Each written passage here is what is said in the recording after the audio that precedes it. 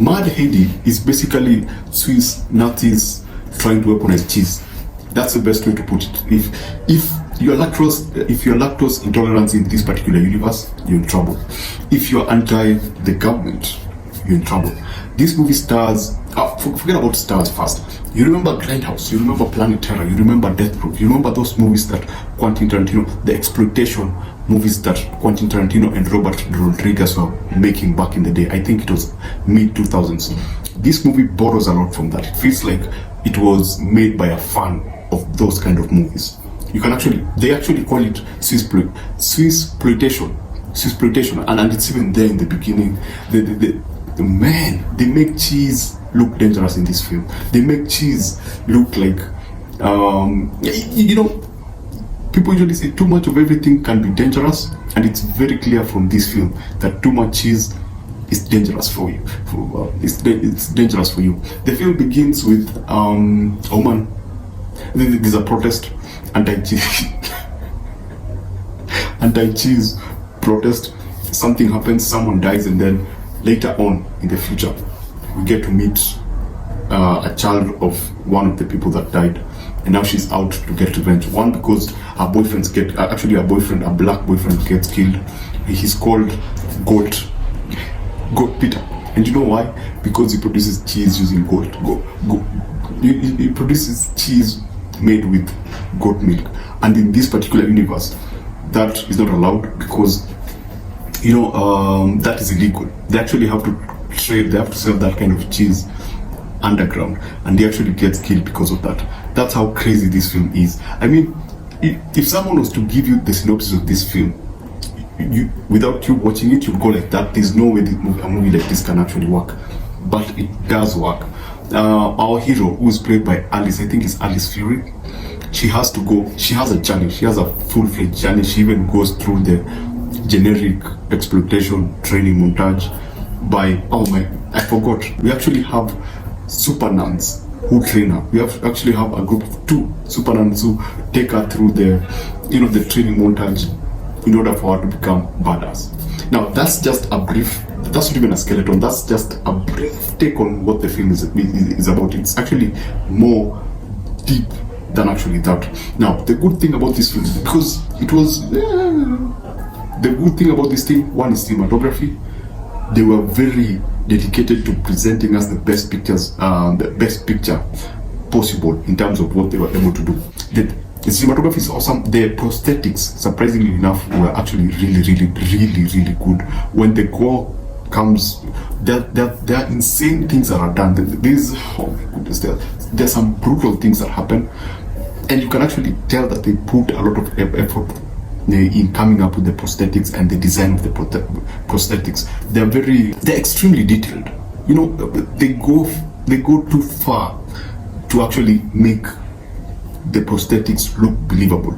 In most movies, especially when you talk of exploitation, something will happen and the prosthetics will either go off, or whatever is supposed to happen, then they'll cut away quickly.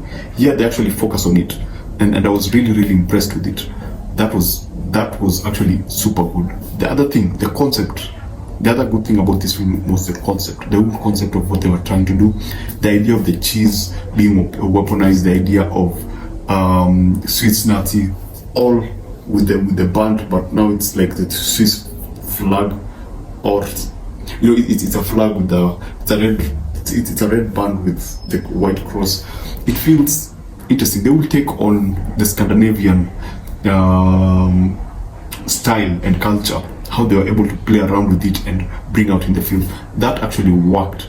If before I go into why you should watch this film, the last thing that I think really worked really well was the costumes. They're believable and they're playfully integrated into the film. They actually look so good that sometimes you forget that they're costumes. They add value to the characters and how they look. Now, what did not work? Because I feel that the film was not perfect. One thing that I feel that they did not have was a fight choreographer. They didn't have a fight choreographer. They didn't have a guy for fights, because you can actually tell that the fight scenes really suffered. They're not well done. They're not properly done, and you can actually see them struggle with the fight scenes. still sticking to the fight scenes. How they were edited, it's not par to, you know, what you would see on streaming. Let's just say streaming has better fight scenes than this particular. But then I understand they didn't have that much funding to actually do what I think they could have done. The other thing that did not work was the pacing. The pacing is up and down. Sometimes it's paced like a Hollywood blockbuster film, especially in the beginning. The pacing works so well. In the beginning and I think the end. The middle is where the pacing actually really suffers, because you feel that some scenes move too quickly, and you feel some scenes that are not necessarily move too slowly.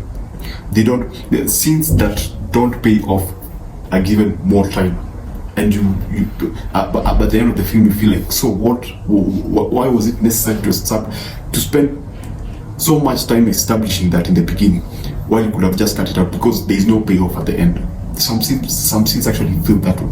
Other scenes feel like they just come and go too quickly.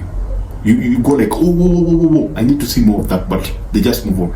They just do what they're doing with that and move on. And it leaves you with more questions, and it leaves you with a need to know more about other particular characters and what happens to them. The last thing, some characters were like B movie level actors. You'd feel like they were not like they were not bringing their A game. It felt like a B movie because of some actors who felt like they were acting, if that makes a lot of sense.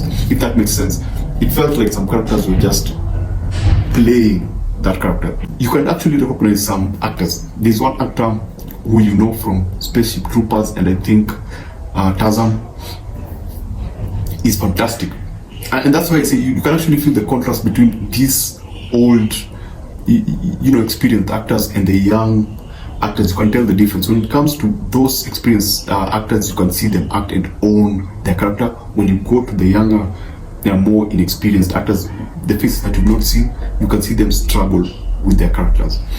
Generally, this is an awesome film. If you love experimental films, if you love those outside, if you love movies outside what Hollywood is giving you, this movie is perfect for you. If you love stylistic film in terms of concept and look, this is the movie for you. But if you're looking for a coherent, well-made, let's say Hollywood status American kind of filmmaking, this is not the movie for you. You have to be patient with the film, especially in the second act. It feels like everything begins to drag. The third act actually works because it just, the pacing changes and it becomes that movie that you started with. Like, subscribe, and thank you for watching.